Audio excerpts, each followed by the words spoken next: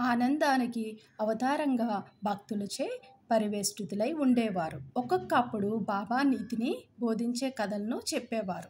ఇంకొకప్పుడు హాస్యము తమాషా చేయటంలోని మునిగి ఉండేవారు.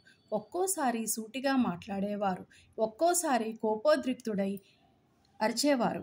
ఒక్కొక్కప్పుడు బోధనలను క్లుప్తంగా చెప్పేవారు, ఒక్కొక్కప్పుడు దీర్ఘ వివాదాల్లోకి దించేవారు. అనేకసార్లు ఉన్నదున్నట్లు మాట్లాడేవారు. సందర్భావసరాలను బట్టి వారి ప్రబోధం అనేక విధాల అనేక మందికి ఉపయోగపడుతుండేది.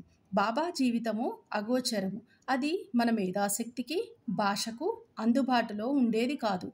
వారి ముఖారవిందాన్ని చూడడంలోని, వారితోని సంభాషించటంలోని, వారి లీలలు వినటంలోని తనివి తీరేది కాదు.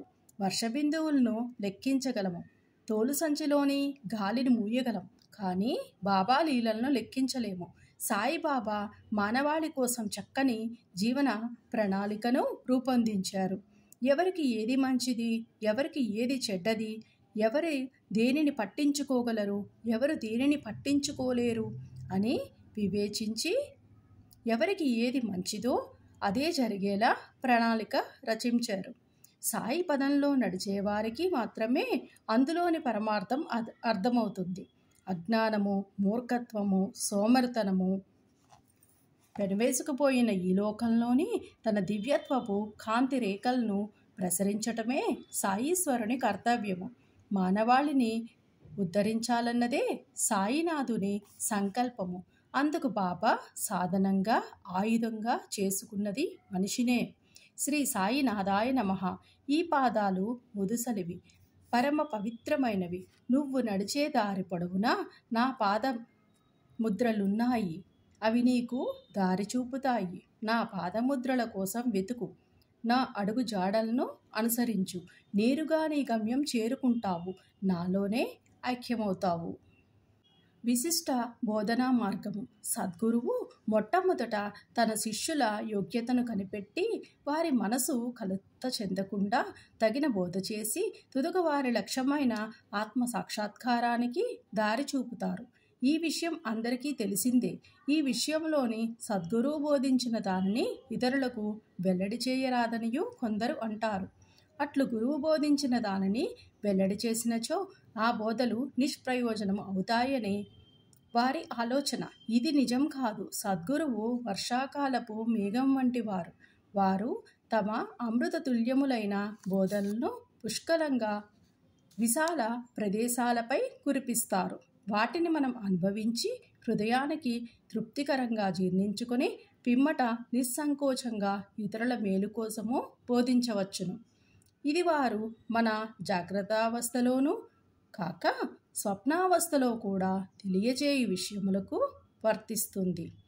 తను కలగనిన రామరక్షా స్తోత్రమును బుధకౌశిక ఋషి వివరించిన ఉదాహరణ ఇక్కడ ప్రస్తావనార్హము. ప్రేమగల తల్లి బిడ్డల మేలు కోసము గుణమిచ్చు చేదైన ఔషధాలనే బలవంతంగా గొంతులోనికి మింగిస్తుంది. ఆధ్యాత్మిక విషయములను కూడా బాబా అదే మాదిరిగా తన భక్తులకు బోధించేవారు. బాబా మార్గము రహస్యమైనది కాదు, అది బహిరంగమైనది. బాబా బోధనలను అనుసరించిన భక్తుల ధ్యేయము ఎటువంటి ఆటంకములు లేకుండా నెరవేరేది.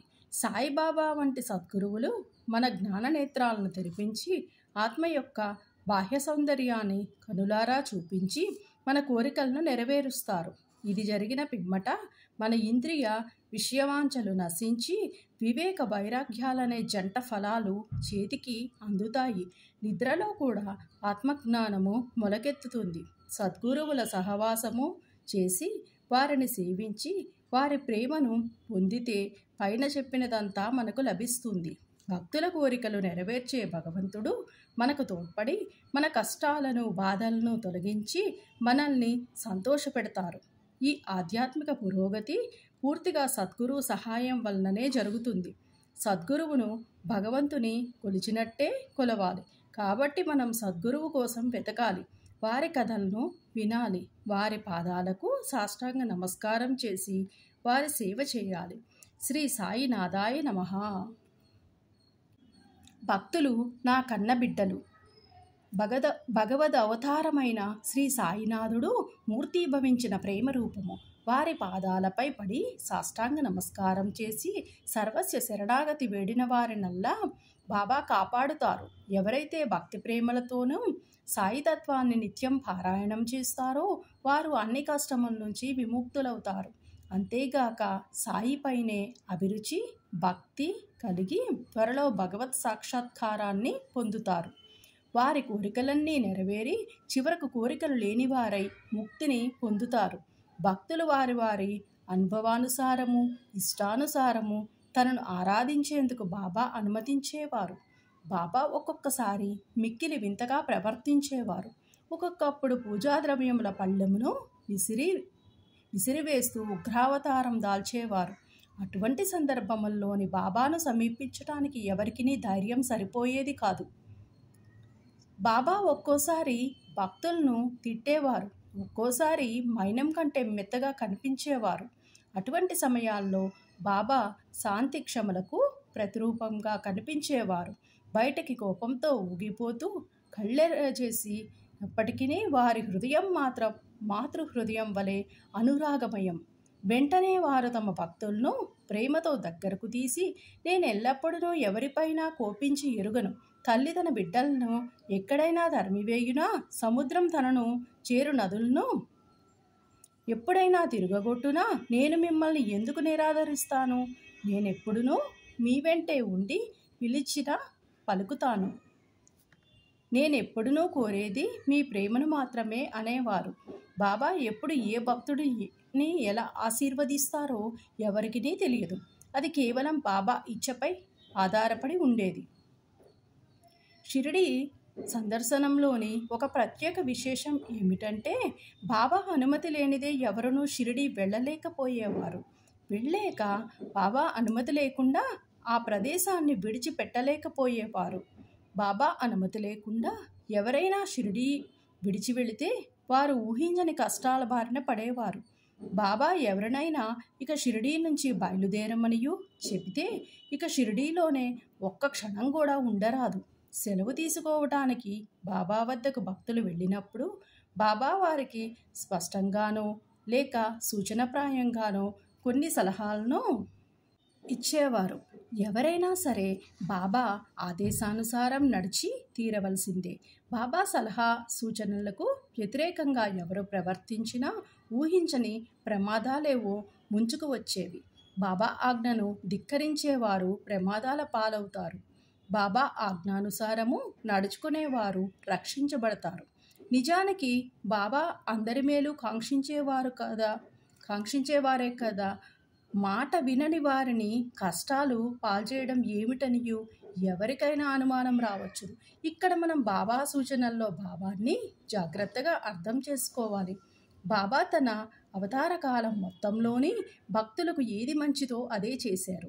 తన సర్వజ్ఞతతోని సర్వాంతర్యామిత్వంతోనూ భక్తుల యోగక్షేమములను విచారించి తగిన సలహాలను ఇస్తుండేవారు. ఆయా భక్తుల భూత భవిష్యత్ వర్తమానాలను సర్వజ్ఞతతోని గమనించి అందుకు అనుకూలంగా సలహాలను ఇచ్చేవారు. వాటిని పాటించేవారు సురక్షితంగా ఉండేవారు. శ్రీ సాయినాథాయ నమః. ఈ మనుషులది ఎంత అజ్ఞానము! పక్కనే నేను నిల్చున్నా చూడలేని దైన్యం, కానరాని దేనికోసమో ఆరాటం. నీ కళ్ళకున్న గంతలను విప్పివేయి. నీ చుట్టూ అలముకున్న అజ్ఞానమనే చీకటిని పారద్రోలు. నీకు నువ్వు సృష్టించుకున్న ప్రపంచంలోంచి బయటకు రా. కళ్ళు విప్పార్చుకొని హృదయం విప్పి నన్ను చూడు. నీ తల్లి తండ్రిని నేనే. యుగ యుగాలుగా నిన్ను ప్రేమతో పోషిస్తున్నది నేనే. నీ అజ్ఞానాన్ని తొలగించడానికి, నీ నిజతత్వాన్ని నీకు తెలియజేయడానికి నేను నిరంతరము నీ ప్రక్కనే ఉంటాను. నా రక్షణను పొందు. కలకాలం నా ప్రేమను అనుభవించు. శ్రీ సాయినాథాయ నమః.